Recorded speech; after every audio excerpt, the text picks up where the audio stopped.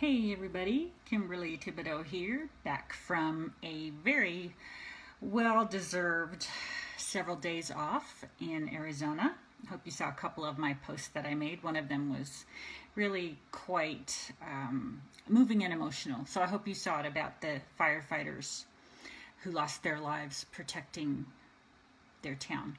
But I'm here to talk to you about something else.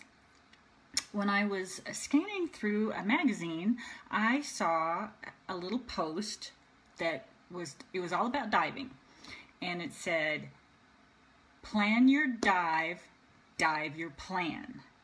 Plan your dive, dive your plan. That's what every experienced diver does before every single dive. No question. Diving, unlike snorkeling, is actually quite a bit of work. And I know this from personal experience. And it was interesting because when I first saw that quote about, what divers do, of course, I thought of the main metaphor of all of us here in online marketing, which is you better have a plan and you better work that plan or you are going to be in big trouble. So every day you really should have a plan of what you need to do. So that was metaphor number one. But what happened when I saw this was I was actually reminded of an experience that I had personally with regard to diving. Several years ago, I was getting certified as a scuba diver. And here in New Mexico, we have this place in Blue Hole. It's very, very deep. It's not very big. It's not very, it's not a huge lake or anything, but it's a very cold, very deep hole filled with very cold water. And,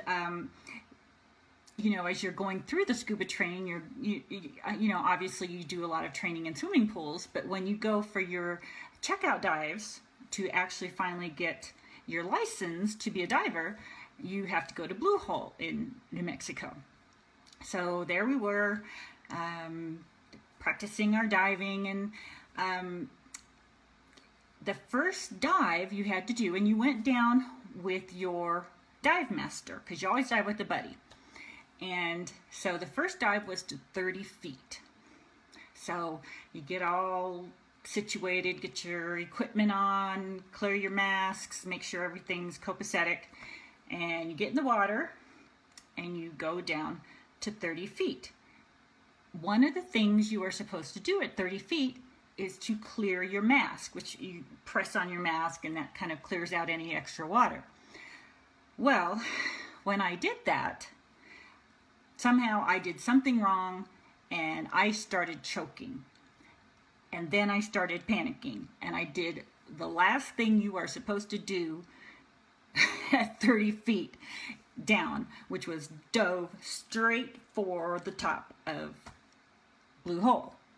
All the while my instructor's going, no. But luckily, I was okay, got to the top, choking, panicking, went over to the side and just sat there and tried to calm myself. Well, the next exercise, and it was up to me, was you had to go down to 60 feet. 60 feet, double the distance, and do the exact same thing that I just choked on. And my instructor left it up to me. He said, okay, I know you know how to do this. So you can do it. But he left it up to me. And I thought, I didn't come all this way to not get certified.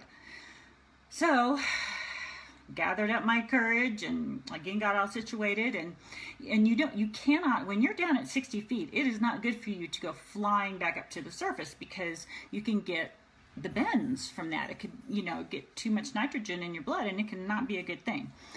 So down we went to 60 feet, and the time came. Clear the mask. I'm sure my hands were shaking. I start to shake still thinking about this.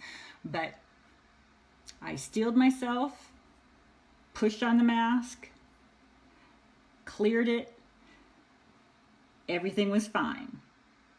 Everything was fine. So you do this, did that to my dive master, big relief, and then we slowly, and then the next thing we had to do was buddy breathe, which means you pass the regulator back and forth to the other person to get to the top, which is actually not that hard. It's actually kind of a fun thing to do.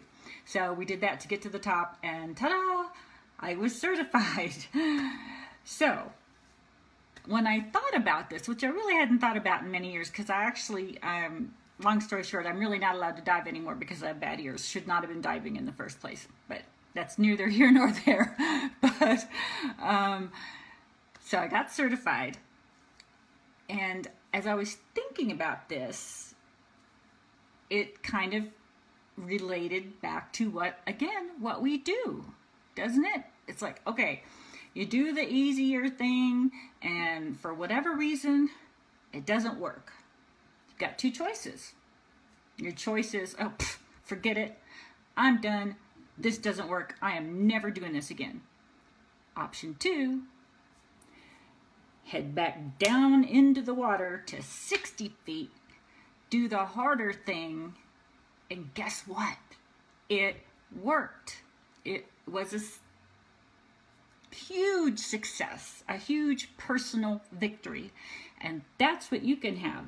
If, for whatever reason, maybe what you tried the first time didn't work. But guess what?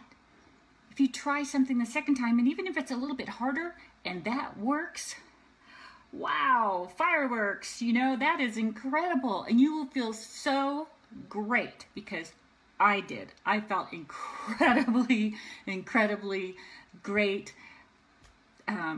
So proud of myself. And again, I can completely relate that to what I do on a daily basis and what you do on a daily basis in the online business. It's, you keep at it. You don't quit if something doesn't work the first time. You keep trying, and maybe the next time's harder, but that's okay, because you will get it, I promise. So